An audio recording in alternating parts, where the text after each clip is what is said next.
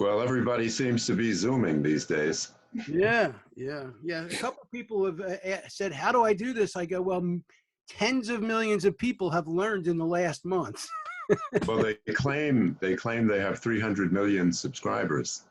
I wouldn't be surprised. Now, I've been using it for a couple years to do my show, but Yeah, I've been using it too with various organizations, having international board meetings. cool. I was at an all-day conference yesterday on Zoom. It was exhausting. Yeah, I do a gig for my radio show where people pitch me to be on the show, and they get 2 minutes to pitch me. And I've usually gone up to New York to do it, and then I get in 2.5 hours about 50, 60 people pitching me. And we did it using Zoom with breakout rooms, and we did it for 5 hours. And I got 74 people pitching me 2 minutes each. Wow, that was tiring. That's a lot of conversations too. That's what it would be like to be a tester in a cymbal factory. The symbol factory. I liken it to speed dating for PR. But so, what's going on with you? How were your days? What did you do? How has Corona affected you? What have you learned? What have you been inspired by? What do you? Well, coincidentally, here I live on the Upper East Side of Manhattan, on 2nd Avenue, the Upper 80s, and coincidentally, before we moved into this apartment years ago, the film Prisoner of 2nd Avenue was filmed in this building. Jack Lemmon. And actually on the floor that I live on now. And I saw the film fairly recently and noticed that his apartment was right down the hall here. And one day he came out of the apartment, walked past the apartment, which is now mine, 14D, and stole a bottle of milk. Not Chivas Regal. Now I regret that we still don't have the milkman. Would be convenient. Yeah, Probably I just deliver other things as well. I just moved into a house in Northeast Philly, and it still has the metal part on the railing next to the front door where the milkman would have put the milk. I was appreciating that. Northeast Philly, it probably still has a coal chute. No. They're about 50, 60 years old, these homes here. But I just moved in 2 weeks ago. That was interesting. How did you move to Philly? What's the attraction of Philly? It's closer to family, and I was actually living in the suburbs, not far, just outside of Philly, and they kept raising the rent, and I wanted a bigger place I wanted a place where I could have a garden, and where I could have some storage, where I could get rid of my books storage in a storage unit that I had for 11 years, which is crazy. It got up to $164 a month, and it was like for boxes of books. And I figured I need a garage. So. Well, it's nice to see that you're all moved in with pictures on the wall. Yeah. No, that's true. It's good. Yeah, we're getting there. There's still lots of boxes left, but we're getting there. Yeah, I was going through the box next to me here, and I found a bunch of books that you guys would probably like, from Dictatorship to Democracy by Gene Sharp, and Evolution of Revolutions, and Twilight of the Elites, and The Democracy Reader, and what's this one? The Bottom Up Revolution. There you go. Hold up your copy. Oh, God bless you, Peter. God bless you. Yes. Did you get my order, Rob?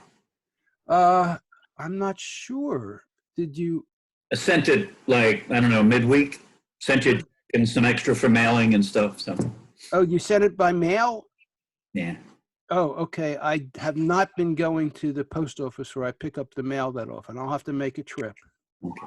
Cool. Thank you. Yeah, thank you. So tell me, what's going on in your lives? What are you thinking about? What do you care about? Well, I'm wondering where this is going, if we're ever going to get anywhere near what the stock market believes is a return to business as usual. Do you think the stock market's going to keep going up? No, I think you're going to wake up very shortly to a 2,000-point drop. Gives me 4 hours of trying to get in, but he hasn't been able to get in. Oh, God, here he comes. All right. I mean, what are they celebrating there? The unemployment numbers are huge. A lot of the businesses are not coming back. I mean, as I look out my window over here on 2nd Avenue, I'd say within 4 square blocks, there's probably 60 restaurants here. They're all closed, of course, except a few that are, have prepared food there to take out. But somebody from the restaurant industry even said that half of the restaurants won't reopen. And most of them are marginal businesses to begin with. And the idea of having a social distancing where they can only have possibly 50% capacity, they can't, especially in Manhattan, I mean, the rents being outrageous, what are the consequences going to be? They won't open. I foresee commercial real estate collapsing. And after that, I think the rest of real estate is going to. I think the shopping mall was on the way out. Anyway. Right. That was on the way out, and they will stay out now. Just as movie theaters, I think movie theaters were on the way out. I mean, most of the things that they're showing at the theaters are unwatchable. Most of the television writing has really become terrific. And most dramas, I think, have gravitated to streaming on television. Most of the movie. Occasionally, you're familiar with Redbox, where you can get the DVDs for $1.50 or so. Yeah, at the supermarket they usually have. Right, and they release the new ones every Tuesday.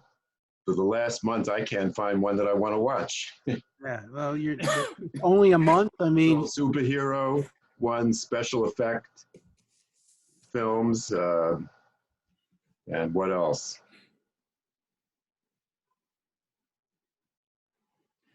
So at any rate, cop shows, chase shows. Well, I was binge watching old Sherlock Holmes movies from 1939 to 1946. Wow. Very interesting to see where the culture has changed, but it's still good fun movies. But right now, also the whole movie industry is on stall. Nothing's being produced at all. Even Netflix, there was an article, Netflix is worried they have some things in post-production, things that they shot like 6 months ago and are in post-production now, but after that, there's nothing. Yeah, I would assume that I've got a couple series I like to watch on TV, and I'm assuming that they're done. I mean, they're not going to get together. There's no way. Well, you're right. I have a screenplay that was optioned by a Hollywood director. I spoke to him last week, and he just built a huge studio in Burlington, North Carolina, like 100,000 square feet with 10 or 12 sound stages.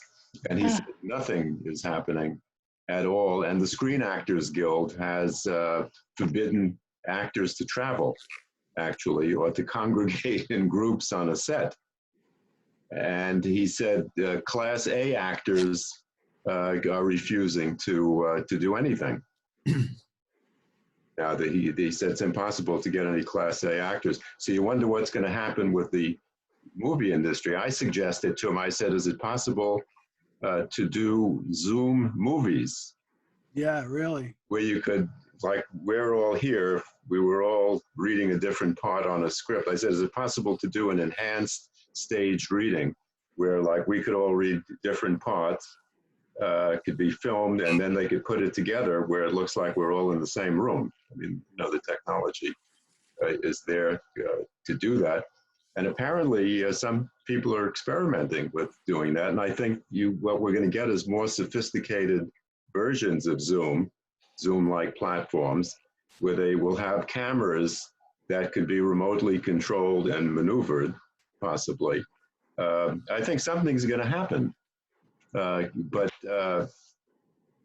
you know, I don't think the actors are going to be traveling to the studios in Bulgaria or places like that. So I think we're in for very big changes, and I think they're going to stick, some of the things that we're experiencing. Yeah, I think there are going to be a lot of changes. I just want to check. 4 Arrows, are you in? Can you hear? Yes, I'm in, guys. I'm interested. It's a nice conversation. I'm interested in it.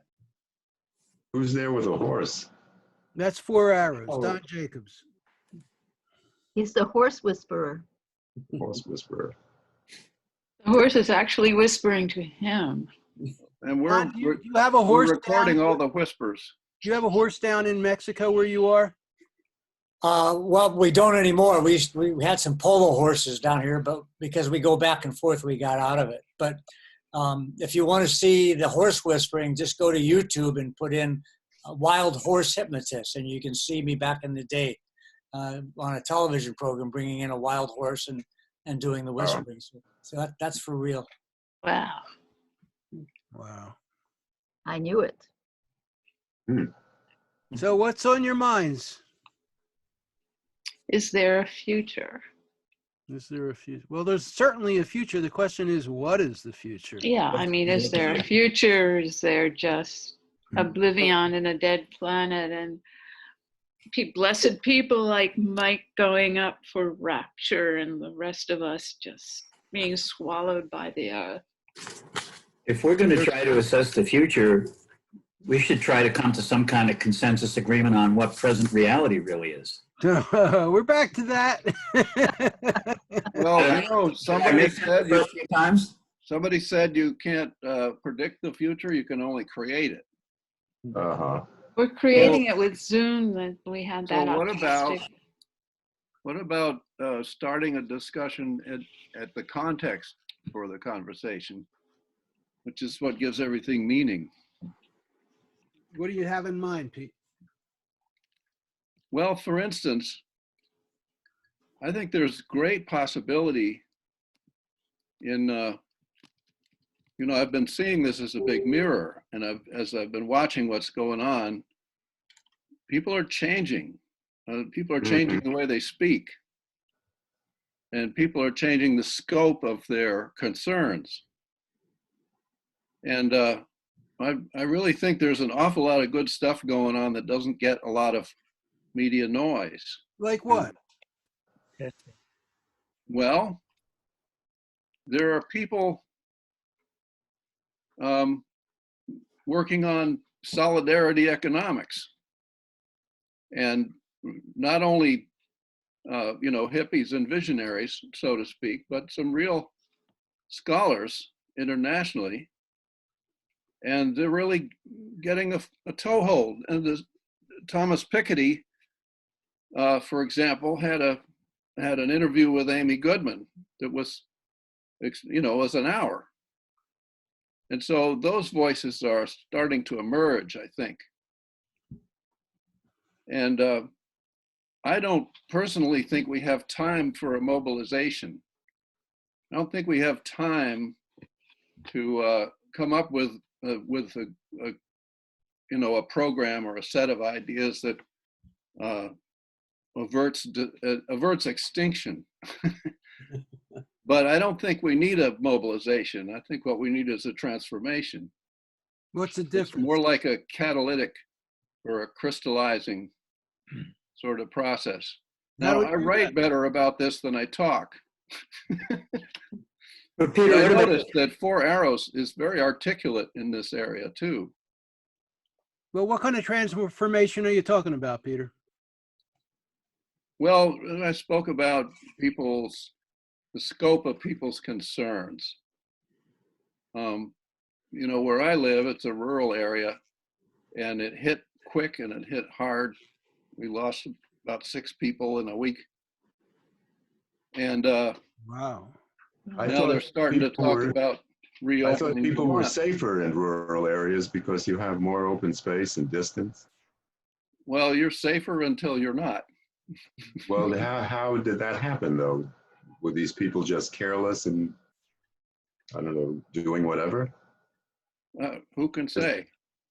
One of them Well, went I to know a the lot of- city to go shopping and probably came back with the virus germs. well, we could go down that rat hole, but Where do you live, Peter? I live in southern Vermont. But the point is that, you know, I work for a dozen school boards that have been consolidating and losing funding and discovering how inequitable the funding system was. And all these school boards are just ordinary volunteer people, working people, and they don't get much of a stipend for the work on the school boards. And there's not a rotten apple in the whole bunch. And so when this hit and everybody had to Zoom all of a sudden, their concerns were really for, you know, does everybody have internet access? And what can we do about that? The school bus drivers started delivering food to all their stops. Oh. I mean, and this kind of thing is, you know, it's remarkable. And yet it's ordinary. Do you know what I mean? Yeah, what is becoming ordinary, you know, now it's not surprising for me to see food lines. Oh. And Northeast Philadelphia is middle class. It's not poor people. And Yeah. I used to live down there. yeah. Yeah. So, and I've seen many of them, and I've seen them in the suburbs too. I mean, it's. Well, we're going to see more of that, and I wouldn't be surprised if this continues and we can't, you know, open up some businesses, that there will be food riots.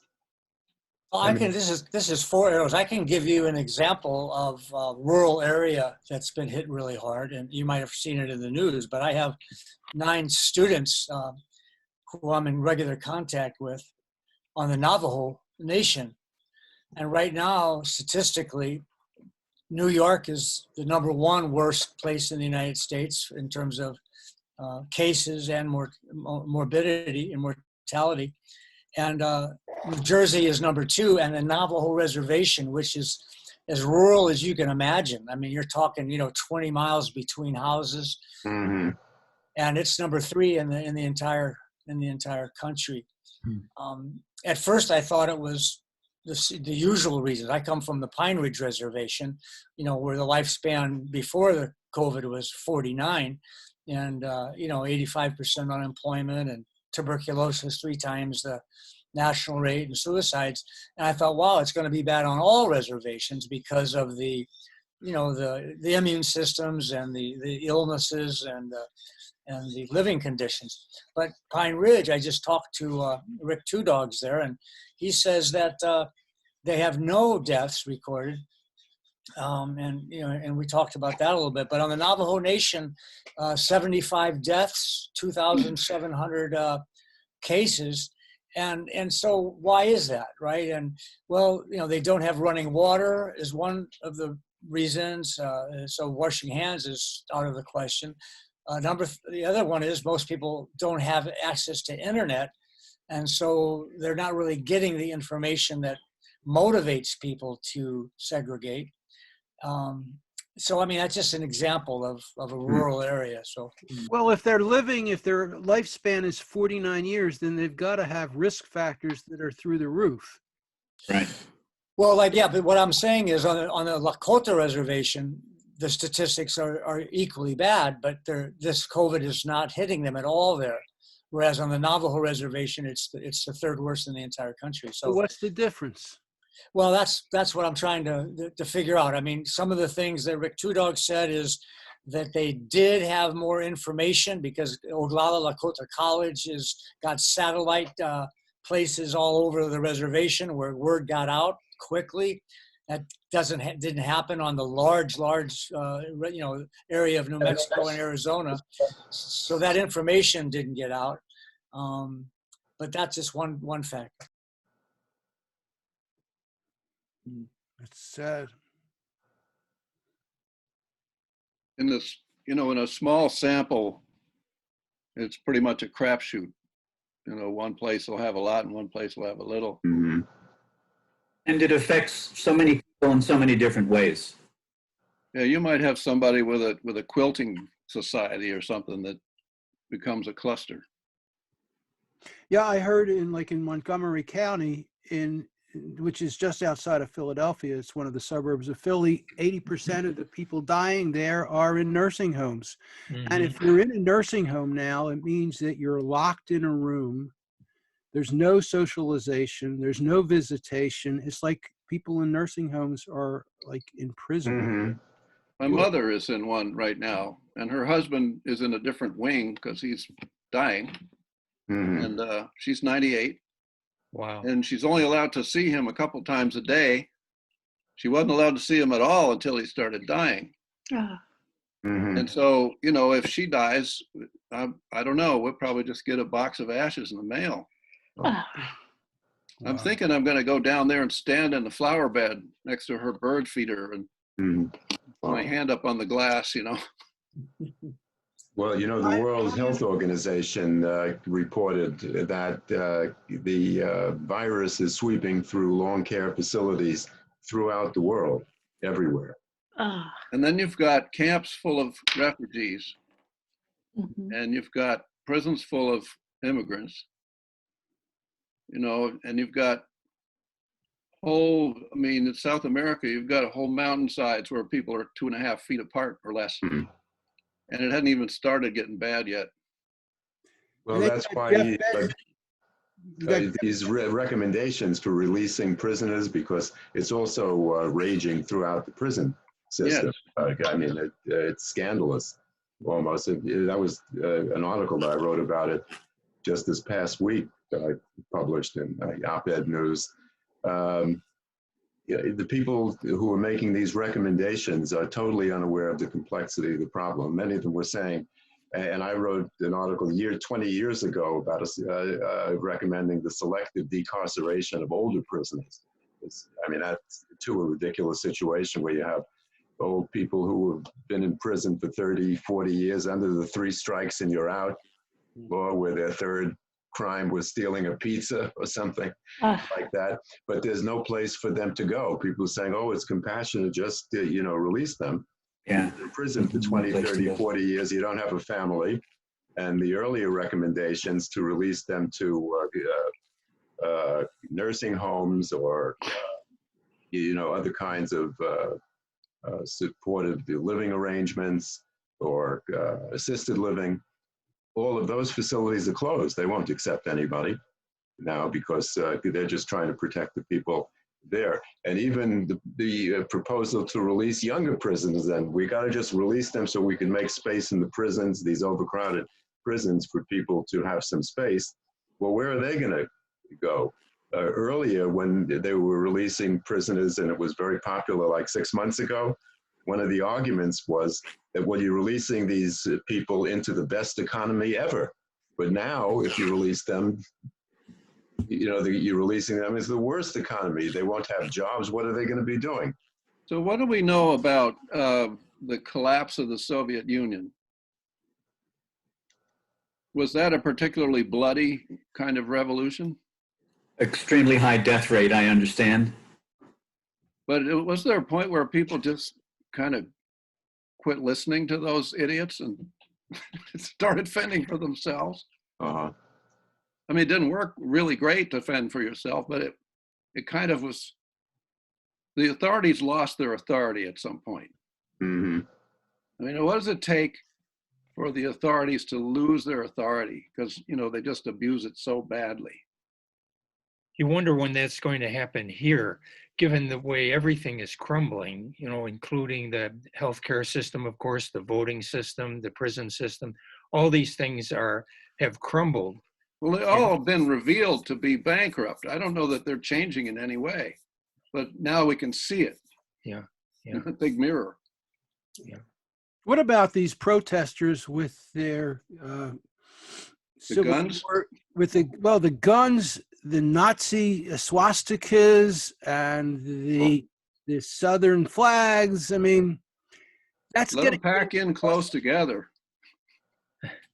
Yeah, I It's know. scary. It's a very frightening. Shame on you. Shame on me for thinking the same thing.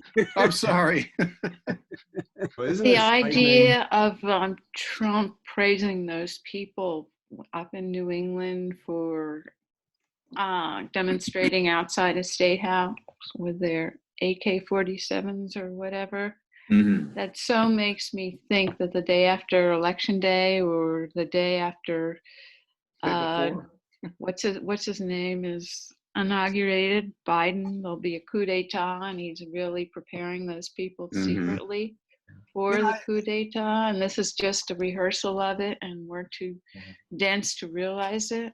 I interviewed Tom Hartman the other day, and he was talking about how Rutherford Hayes and Tilden ran against each other shortly after the Civil War. And Tilden, the Democrat, won, but several southern states had control, or several states had control of their state houses, House and Senate, and they refused to validate the Electoral College delegates. They refused to ratify. So what ended up happening was neither candidate had enough delegates to have the majority, the 270. So it went to the House, and then the House ended up flipping it around so that Hayes, the Republican, was made the president.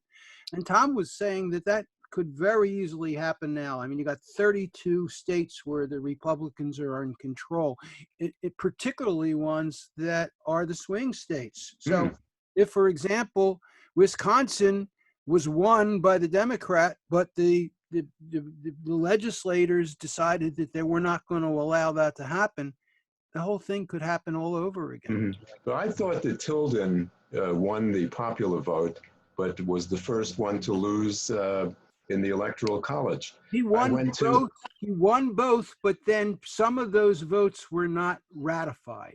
There was a backroom deal also, and there was a deal, and the North agreed to stop protecting the blacks in the South in return for the Democrats. Whatever, and who was it? It was obviously Hayes. He was the Republican, but the Republican said, if you let us take office, we will stop patrolling the South, and that's when Jim Crow stepped in. All right, now officially. What happened to all of Bernie's millions and millions of supporters? Does anybody actually know what's going on? Stay home There's a from lot the of polls. talk about, they've been thrown to Biden, or they're going to do this, or they're going to do that. But there's an awful lot of them, and they've been working for a long time. They've been campaigning longer than all the other campaigners. They're all given their $5 checks. So this can't be a negligible force of political will. The Emerson poll says that 51% are thinking third party. 51%. I saw that yesterday. Yep. So theoretically, they could just write in Bernie in such a landslide that it would all be a different game. I saw a poll on Twitter the other day, and it didn't ask who are you going to vote for. It asked, if these were the candidates, who would you like to see win? Now, that's a really different question. And it had Trump and Biden and Justin Amash and Jesse Ventura and one other candidate. And I voted for Jesse Ventura. I mean, and so did 83% of the people responding to the poll. I mean, I wouldn't vote for Jesse Ventura because he wouldn't have a chance to win, but that wasn't the question. It was who would like to see win. And interesting. Yeah. Chuck, that was 51% of what population? Bernie supporters. Okay, so half of Bernie supporters, just enough to tank Biden, and Trump takes it. Exactly. Yeah. Oh my God. Why do that? Third party, I mean, my view is if we don't do a third party, we might as well just dig our own graves. It's not going to be 2020, it's not going to be 2024. But what? do we Will do? we be here if Trump takes another term? This is, I Well, mean, I'm, you know, it's- my life work has ended at this point because the world's going to end before I see a glimmer of a turnaround. Mm. Well, you someone never know. asked- I really believe that this coronavirus, corona world, as I call it, is going to change things. I mean, I'm an optimist, so I believe that some good things are going to come out of it. Some things are going to change. I think that we're going to get rid of buildings. I mean, I think that in the future, a lot more people are going to get a chance to work at home and spend more time with their families. And I think that the use of buildings which burn all kinds of energy is going to go down. And that means there's going to be a lot less commuting, which means energy will go down. I mean, there may be enough adaptation because of coronavirus that global warming is less of a threat. It may produce those changes that we needed. I mean, look how it's changing all over the world already. Yeah. So, We have but you quite know, a significant drop in carbon emissions now. yeah. Hmm. So we got a lot of stuff that's broken that we're clinging to, and a lot of stuff that's being fixed by this pandemic that we're hoping to get rid of. This is a little backwards, but somewhere in there, there's got to be a tipping point. Yeah. And I Well, think I- that's part of the reason why they want us to get back to work real quick so that Wait a minute. If we keep going this way, we might save the world. Keep going. Yes, don't stop. I think, Peter, that there are going to be a lot of tipping points, a real lot of tipping points. It's not Oh, like yeah, there's one there's- little thing. These are all these different systems in play. And I think that a lot of those can change. And I'm hopeful that some good stuff will come out of it. And I'm also hopeful that some of the bad guys will make mistakes and they'll be seen more for what they are. I don't know about that. Every day I think they've done the last bad thing they can get away with. And they're just getting started. Every day. It's like, We have to oh, factor that's in. done it. They got to go now. What? I mean, that's what. Oh, I said I was going to leave the country if Nixon got elected. Yeah, right. I didn't leave the country. Yeah. I said I was going to leave the country if the next guy, you know, and the next guy, and this. I don't have a leg to stand on now. I voted No. against all of them. So Rob, I admire your optimism, whether Trump gets reelected or not. And I think we all know there's a good chance he will. Yeah. However, I think if we do not change our own attitudes, then what we'll see is the authoritarian leadership, the very, very wealthy, will escalate what they have been doing over the last 100 years. And it could turn around. So I think it's really up to us. It's not going to happen because a few people are recognizing that we've finally been able to stop air flight and lower carbon footprint, which we weren't able to do on our own. That you know, Los Angeles doesn't have any smog, which we weren't able to do on our own. It's going to, people are going to change it around. I mean, someone mentioned the AK-47s being allowed. You know, how come, you know, under even Obama, you know, when I was at Standing Rock, I did 4 tours of duty. We had people hired, you know, shooting at us, and nobody worried about that. And yet and we were peaceful protests, right, all over the world. And yet now this is being allowed. The thing with with all the people that are in prisons that we were talking about, how many private hotel owners have empty hotel rooms that if they changed the way that they thought about social ecological justice and compassion and egalitarianism would say, hey, you know, I've got, you know, 190 rooms in this hotel and so, you know, we could take care of these things. But we still don't have that mindset. We still have a progressive growth mindset. We still have a I want mine, I can't say enough mindset. And whatever happens, if Trump gets elected or not, there's going to be an advertising regime that's going to just explode. You know, if you think when Bush said go out and buy things that you know that was effective, you just watch, right?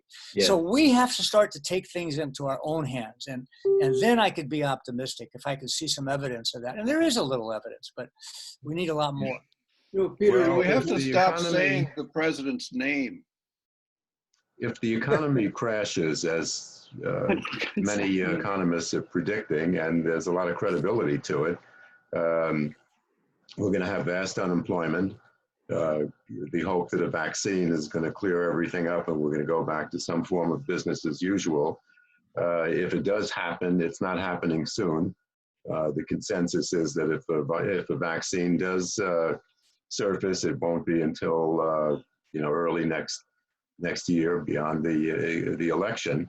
And if it's true that the only thing he has going for him is the strong economy that is keeping his numbers up, how is that going to affect the election at all? I think there's a chance that he won't run. I think you're underestimating the Cambridge Analytica. He's delusional, which is true. I'm a psychologist, and I could verify that too. The kind of talk that you hear from him, you only hear in mental institutions, for the most part. But the only difference between Trump and anyone else who's going to be elected now is that instead of the wild insanity, you're going to have the status quo. And the status quo is what's been killing us. Yeah, but he's we're going faster under Trump, but it's been the status quo that's the problem. But he's delusional, and he thinks people still love him, and he's the greatest. Everything that he does is the greatest. But if he wakes up to the reality that his numbers are falling, or if he really, if the market crashes, if the economy is in deep recession, and he concludes that he'll lose, I think he won't run. If he's not that sane conclusion, and he will declare victory. Of course, if he leaves, he'll declare victory. He'll say the whole thing was rigged and everybody's against him. Well, he already does that, but he only pays attention to the polls that are positive. He ignores the negative ones. Well, that's why I'm qualifying this and saying if he wakes up from his delusional state, big if. I want to make sure that he'll quit and he'll declare victory. I want to make sure that people who are on here who have not had a chance to talk yet get a chance. So anybody want to? Well, I have one comment, Rob, because I think Four Arrows is right. It doesn't matter who the president is. Right. We've seen that since 1970. You take Clinton said he was going to stop CEO outrageous pay. What he did escalated it. Obama said the same thing. I'm not going to let those bankers take those bonuses out of the bailout money. They did. Yeah. The home owner program, none of the money got to them under Obama. It's not going to be any different with Biden. Yeah. And, as Peter had mentioned, say, Thomas Piketty, he said the greatest cause of income inequality is this out of control CEO pay. So what did Dodd-Frank do? It said, we're going to make CEO and executive pay mandatory on the annual general meeting agenda, okay? And it'll be a non-voluntary vote. Well, it wouldn't matter if it was a voluntary vote, right? Because the voters are the hedge funds, okay? And they work together in wolf packs. Right. And they make sure that they will vote for a CEO who will strip the companies of all the dividends. And as long as the CEO will do that, they will elect him. So I think one of the things is, and that's why I'm new to this, because I just actually came across you 2 weeks ago, Rob, and I saw your bottom-up revolution. But the problem with the bottom-up revolution and the Bernie Sanders and Occupy Wall Street is that they don't understand how the system works. So they don't have effective policies in place to put some controls on this, like CEO pay. And so the journalists say, oh, look, we got Dodd-Frank, we got this solution. Well, look, since 2008, we've had that, and Dodd-Frank didn't do a thing. Again, Clinton didn't do it, Obama didn't do it, Dodd-Frank hasn't do it. And nobody can address that problem. I'm going to defend bottom up, because bottom up is a way of. I agree with it. I agree with bottom up. So what you need to do is you got to say, this is what we want. And then you just got to start going into the details. Yeah, and you got to start looking at the people who are making decisions. I mean, like Bernie Sanders. I mean, I went down to his office in the Senate building and I handed a copy of it to him. I handed a copy to Nina Turner. But I mean, I don't think they looked at it. I handed a copy to Pramila and Jayapal, and I'll guarantee you, Rob, they don't.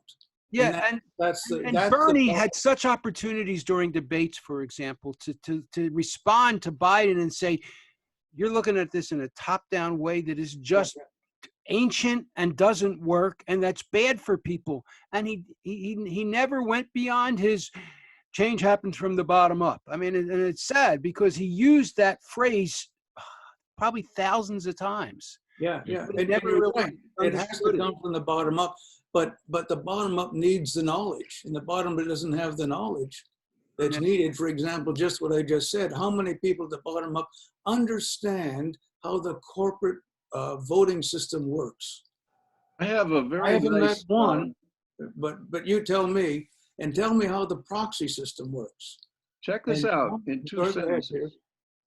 In today's dominant culture, the bottom line is that you only get a good job if somebody else makes a profit by hiring you on terms that afford you a decent living. There's no reason why that auspicious outcome should befall every job seeker. It doesn't. That's from Howard Richards. Yeah, but that's economist. not going to help. Well, it's not that it's not going to help. It's that all these debates are happening on top of that cultural reality. Exactly, but that's what we have to work with. Well, the thing is, we have to change that. Yeah, well, exactly. But you could change the way that the corporate structure works. Okay, but you have to understand. Not if you don't change that. Oh, That yeah. is the corporate. That is the corporate structure. No, that's the philosophy under the corporate structure. It's not a philosophy. It's the world. It's the reality according to our culture. But it is. Liam has been trying to get in here. Go ahead. Liam, yeah, Liam, you have something you want to add? I would like to say just a couple of things. I agree with Don that it doesn't matter who's in the White House, they're going to be a representative of the deep state, or want to call them the ruling elite, or the status quo, neocon, neoliberal agenda. You know, we saw that twice. Bernie got betrayed. There's no progressive is going to be in that office. So we have to look at, I think, we have to look at how to leverage power, but at the same time, keep in mind that since 9/11, the ruling elite have consolidated an immense amount of power and an immense amount of wealth, and even more so since the crash in 2008 and 2009. And both of those events were Sunday school picnics compared to this. Yeah. And so the ruling elite are going to, I mean, Wall Street's rocking because they're going to buy up Main Street at fire sale prices. Yeah. And I mean that in a very broad and general, parable. So I mean, everybody in the streets. I mean, I think you're right. Time to be in the we have to agree on what is the reality? What is really going on? We really have to illuminate that, I think. It's not a great time to be in the streets, but you're right. We need to do something. We need to figure out some way to let the powers that be know that things are not right and they're not doing their job. Rob, there's nothing to figure out, Rob. If you look at it from the bottom up power, where does it come from? It comes from being a consumer. The corporate power structure that is in control of everything, it ultimately feeds on consumption of some sort. And we're in the bottom up, that's us. We are the consumers. Everything in history that you can look at in the United States or Europe that was gained for some kind of benefit, the stopping of child labor laws, the 2-week vacation, the minimum wage, all health and OSHA, all of that came from striking, from collaborative, courageous unionism and organization, and that's what goes to the pocketbook of the corporations and their quarterly profit report. And that's where that will has to come from.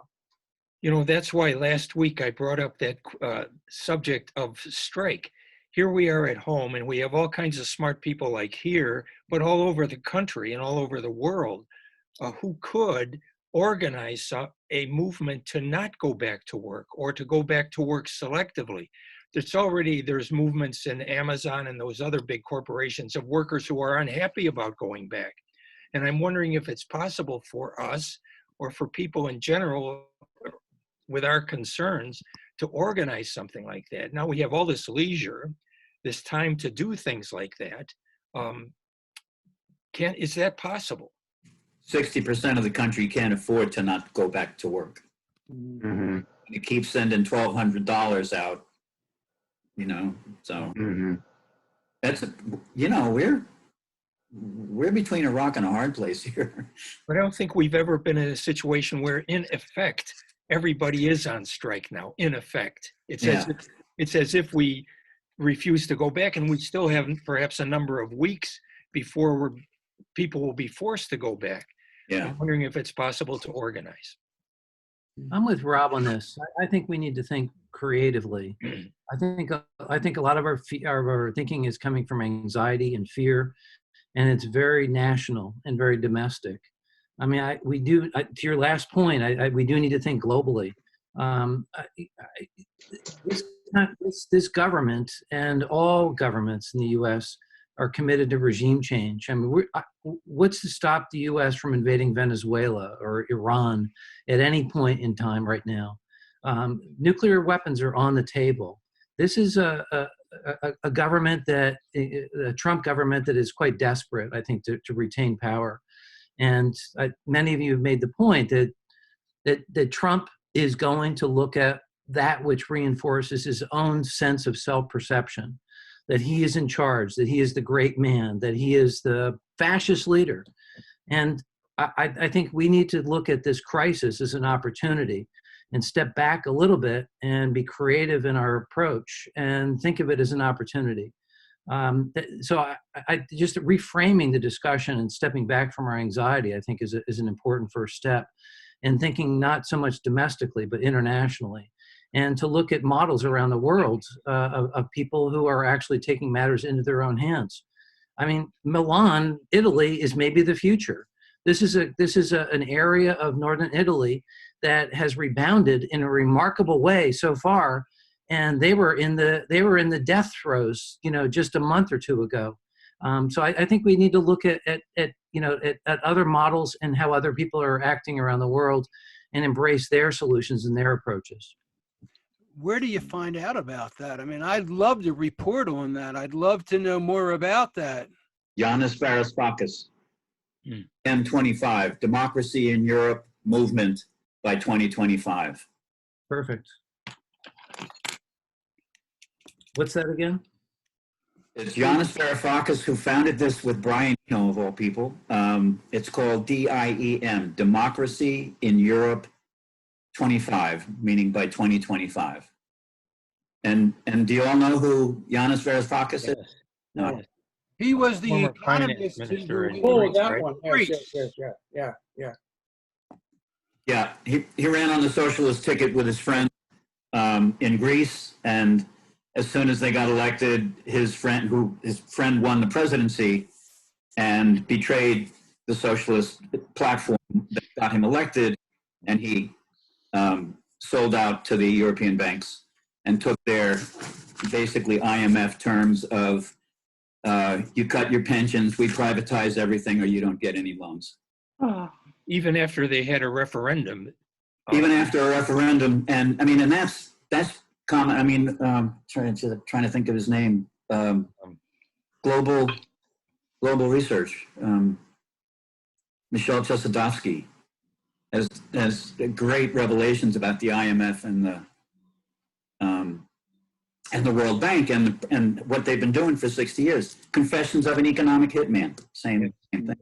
So, and I agree, we got to be creative and we got to be optimistic and we got to hold on to some kind of hope, but we also have to know the animal that we're Well, maybe, Liam, you could do some quick links about the stuff you're talking about that you're seeing, because I'm not seeing much of it, and I would love to see more of it.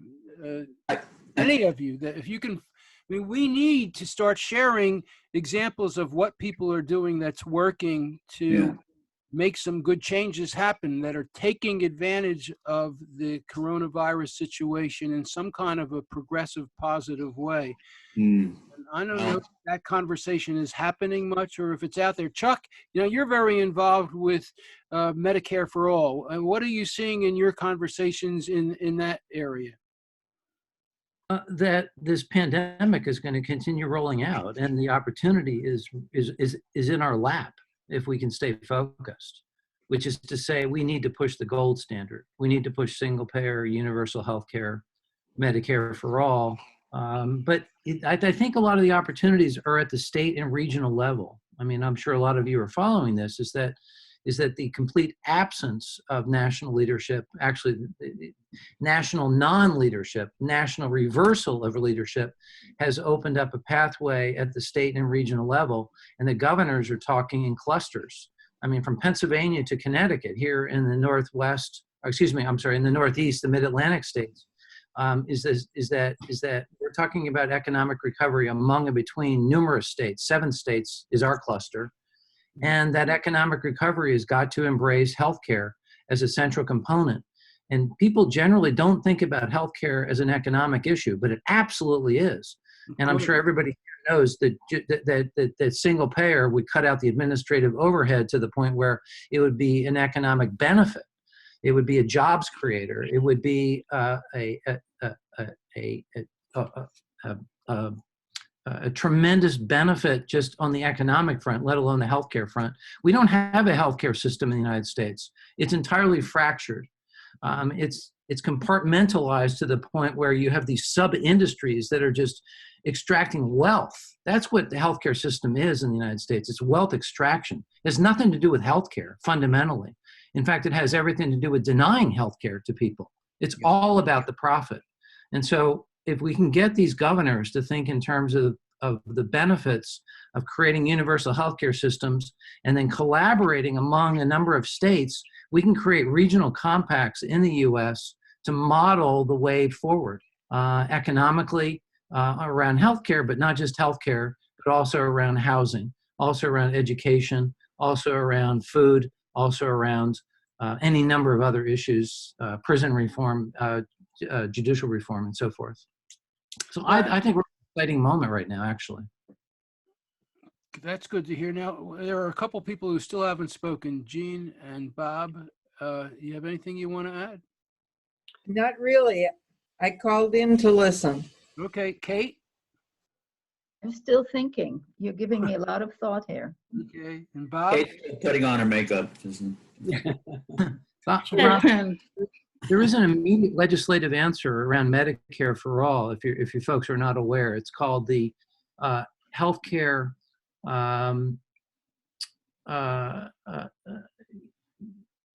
the Healthcare Emergency Guarantee Act, HCEGA. It's co-authored by Sanders and Jayapal. It's not given much of a chance of passing or even getting a serious hearing, but it's pushing out the question of healthcare for all during this pandemic. And it models what Medicare for all would look like without the reform of the insurance companies, but all the other aspects of Medicare for all are in place here. And it's legislation that'll be dropped in the next couple days or so. So it's the Healthcare Emergency Guarantee Act, HCEGA. So keep an eye out for that. That's a real opportunity. As a 50-year organizer, somebody who's been involved in social justice politics my entire life, I came to the realization after running for the U.S. Senate that healthcare, to me, is the tipping point issue because it touches on so many more people's lives than other issues do. If we can succeed on healthcare, we can push out on all the other social and reforms that are necessary to rebuild our society. But it's going to happen in a state. It's not going to happen nationally. Just like in Canada, it happened in a province first. It's not going to happen at a national level to begin with. Some state is going to look and say, we need to do this.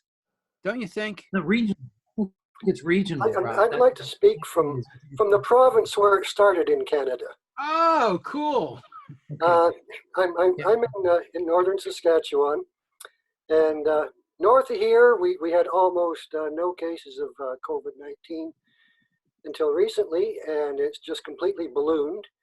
Most of the residents up there are native people, and most of the jobs are mining. It's just turning into a huge mess right now. Wow. But I really want to speak about that healthcare, because I went in to our local hospital 3 years ago with a simple fracture of the thumb. It never did get set, but they ruined my general health, sending me all over to different clinics. You know, Ron, can I, look at can I X-ray add- machines. It was just a total mess. Can I add? Well, I want to wait. Keep going, Rob. Yeah, I would sum up our current system as being run for the administrators first, the drug companies second. We don't have coverage for drugs, and the patients are dead last, and the doctors are being turned into just interchangeable prescription clerks. They come and go. You don't have the same doctor from one visit to the next. You get a 15-minute visit, and if they don't write a prescription, they look disappointed. Right. I just went through that, Bob, and that's my exact same assessment. And not that there aren't true healers in the profession, but they're hamstrung by the rules. You only get 15 minutes, and you got to promote the drugs. And it's not just the healers, though. I mean, the patients expect that too. I mean, so many of them have that mindset. I mean, I did some polling on this years ago. Oh, I wanted 4 hours before you go. I wish you could talk about what you just posted as your comment in the chat. Can you? Oh, he left. No. I don't know if you've looked at his comments in the chat, but he's had some good things to say. He was basically saying that it's not just about what the healthcare system is, it's the approach to health. And it's like Chuck says, it's not a healthcare system. We have an illness management. It's almost an illness extraction industry, making profit off of illness. And Right. A real healthcare system would be looking at the food and would be looking at the exercise and would be tracking that and helping people to do that so that they lived a different kind of a lifestyle. And that's not what people have been trained to do. That I started to mention, I did some polling. And what I found was liberals are more likely to want an authoritarian approach to healthcare. They want to be told what to do. They want to have the doctor do their health for them, as compared to conservatives who want to be able to take more self-responsibility for their health, which really surprised the hell out of me. But the Doesn't fit the stereotype. The problem with Canada right now, they don't have global budgeting. They don't budget adequately throughout the year, so that all the elective procedures at the end of the year are kicked into the next year. So I'm not saying the Canadian system is ideal. It's a good start, and I think that we need to take a look at it. But I think we can even do better here in the U.S. And Pramila Jayapal's HR 1384, Medicare for All 2019, it's 95% of the way. It's a very good bill. It's better than Canadian healthcare. So I didn't invoke Canada here in this discussion. I think that we actually have a better model. I think Pramila Jayapal is a fantastic leader on healthcare policy out of Seattle, Washington. So I think we have a real good opportunity, an excellent opportunity, especially given the pandemic and especially given the economics of healthcare, to get this right. If we can rally and really throw our shoulder to the wheel here and support right now the Healthcare Emergency Guarantee Act, and then going forward with the Medicare for All Act, I think it's our best hope. Chuck, and I think it's not in Chuck, healthcare, but on all. When I said that I thought it would happen at a state level, you responded that it would happen at a regional level. Regional, right? What do you mean? I think it wraps around the economic recovery approach of the governors. The governors are saying we're fucked unless we pull ourselves together, unless we create regional compacts. That's actually what they're doing. There was tonight, I got this from my friend in New York. He said that Cuomo had put together a Zoom meeting among 5 of the 7 governors in the 7-state region from Pennsylvania to Connecticut. And they're very serious Bye, Gene. about pulling together resources. What's that? No, Gene's leaving too. So. So yeah, I think this regional idea is exciting. I think that anything local is better than trying to do things in a totally centralized way. And I think Mhm. there's a lot of power, bottom up power, in going more local. And these regional ideas of pulling together a group of states could really make some big changes happen. Now, you know, the reason I interviewed Tom Hartman was because he wrote an article about the idea of giving the Republicans what they want. Let them get rid of the federal income tax altogether. And that would allow blue states to have taxes, decent amount of taxes that would pay for the things that blue states believe in. And it would stop blue states from providing, what do you call it, welfare to red states. I mean, look at all the money that Kentucky and these red states get from the blue states. And I love that idea, actually. Get rid of the federal income tax altogether, or keep it at a bare minimum to pay for certain things, and then let the states take over. And that would allow groups of states to get together and join together in doing different projects. And I think that that's another thing that could come out of this corona world that could be very positive. Isn't that the Grover Nordquist plan? Strangle the Maybe. baby in the bathtub. Well, yeah, but you know what? Let them choke on it. Let them just choke on it. If we get rid of the federal income tax and the states just build up their taxes, then it'll starve these red states. It really will. And then the red states can find out for themselves just what they can do on their own, and they can talk about their independence. And I think it's a very risky experiment. Maybe. It sounds like the sectionalism that led to the Civil War. But you know, there was no federal income tax until 1902. Correct. And it's gone through all kinds of changes. So, and in the past, a lot of the federal government depended upon tariffs. Now, in this COVID-19 world, we're learning that globalization is not so good. And maybe it will change things so that we'll go back to having tariffs. I mean, we've already lost tens of millions of jobs because of globalization, but we also have discovered that it's not good in a lot of ways. So, you know, a lot of changes that could happen that could bubble up in some really good ways for us all. I think the bottom-up philosophy has a lot going for it, because none of this can happen unless individuals are paying attention to it and, you know, exercising a little self-discipline and restraint. For example, I don't say the president's name anymore, which is a simple thing, but it's really difficult. But I refuse to be hijacked every time that guy's image comes up. Mhm. And hijacked is what happens, because when your attention is hijacked, so is your endocrine system. One of our managing editors, Marilyn Butler, has repeatedly said, stop using Trump's image on OpEd News. Yes, please, Yeah. please. Yeah. It's very damaging. And it defeats all of these good things that we are talking about, because it's contextual. It's deep in the part of language that where we derive meaning.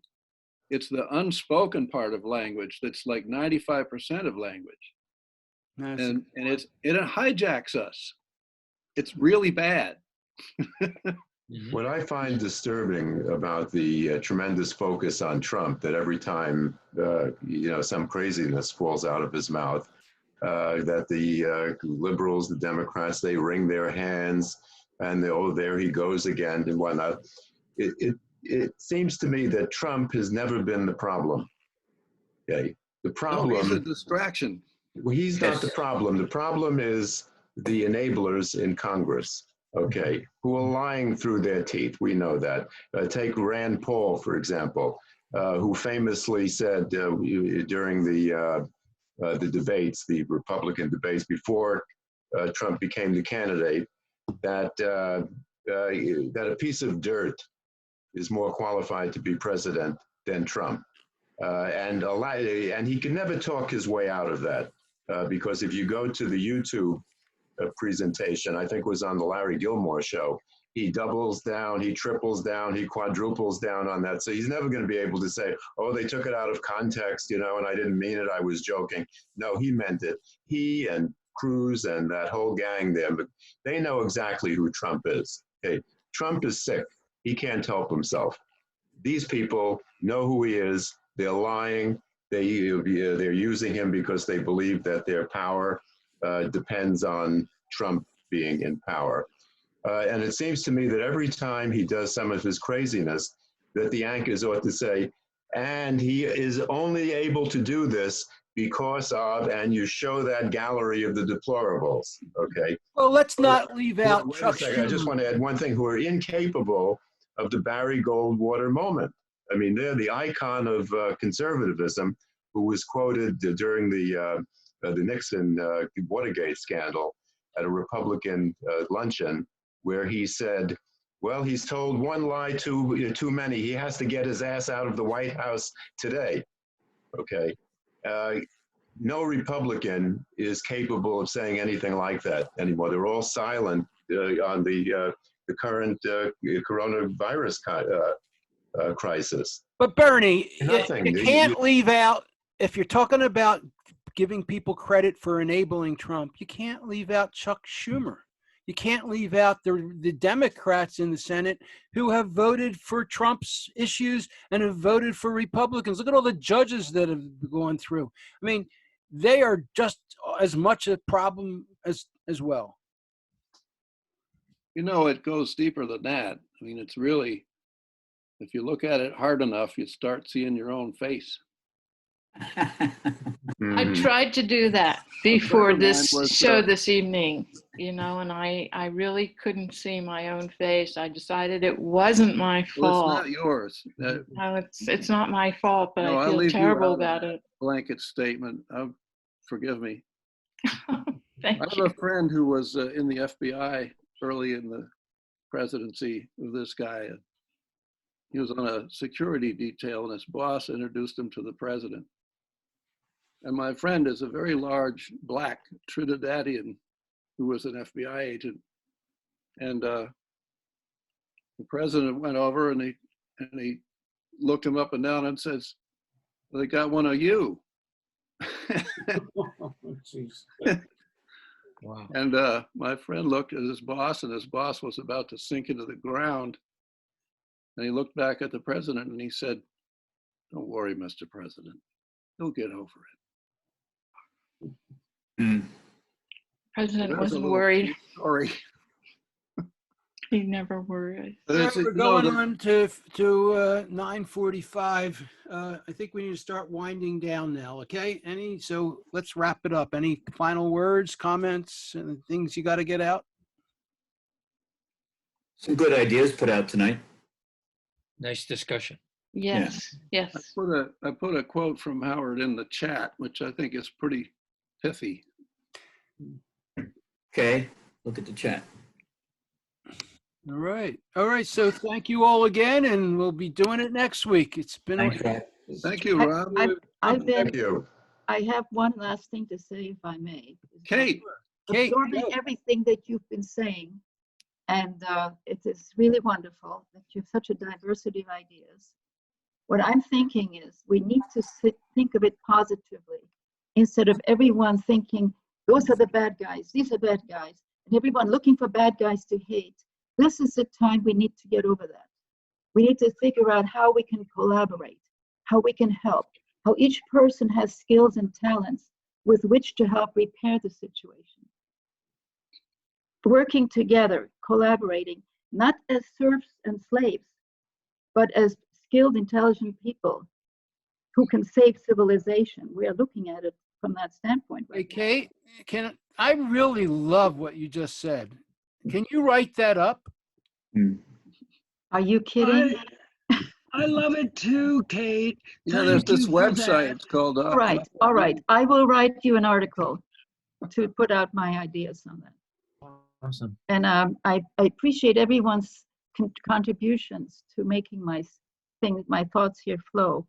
I was also busy copying the comments off the chat because I can't listen to all of you guys and read the chat at the same time. I get a copy of the chat. I don't know if you guys do, but I get a copy of the chat. I can send it to you if you want it. Anybody. Yes. Email Would me. you do that? Would you do that? You There's a little save chat button on the bottom of the chat. Oh, there is? Yeah, There's and it'll put a file in your computer. Yeah, click on more, File. Oh, wow, yes. where it says I more. don't even see the chat. Oh, well, You there's have to click on the little thing in the middle of the there's bottom. a little there it speech is. balloon down at the bottom. Yeah, It says chat. If you There's nothing at the bottom of my screen. middle of the Drag your bottom of the cursor. screen. Drag your cursor down. You You have have to to put the- scroll down to get to scroll down to the bottom and then it pops up. Depends on what You you're click on playing. chat and it'll bring up this column on the side with all the text in it. And then on the right side at the bottom of the chat, there's those three dots. And if you click on that, it lets you save chat. Oh, there it is. Oh, I see. Okay. Oh, there it is. Oh, that is super. Yeah. Where does it put it?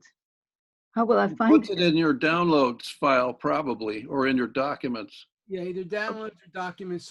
For me, Zoom ends up in my documents. All right. This has been a great session, another great session. Hope to see you next week. Okay. Thank you. Hey, thank you, Well, Rob. well, be safe. And I'm happy to see some people who are first timers. And it was great to have Four Arrows. I read up on him. He's an incredible pianist, by the way. Do you know he Wow. plays jazz? He is the most amazing person that I've come across. He is amazing. It's really a pleasure that he's joining us here 3 weeks in a row. He's a great writer too. Yes, He is, yes. yes. And he's incredible at talking impromptu. He is very articulate. And But well, so are all of you guys. You are really great. And one of you that doesn't have a beard, you're going to have to work on that.